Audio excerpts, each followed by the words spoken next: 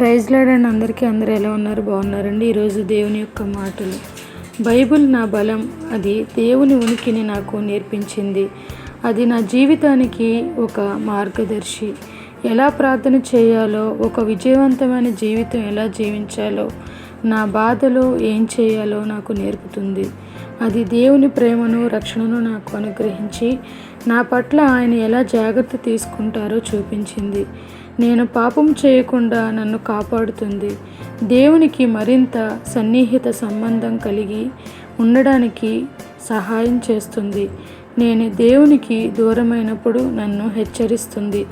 బాధ, అనారోగ్యం కలిగినప్పుడు నాకు ఎంతో ఆదరణ ఇస్తుంది.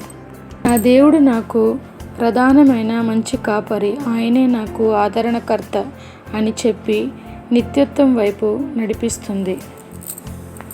ప్రైజ్ ద లార్డ్ అండి. Thank you so much.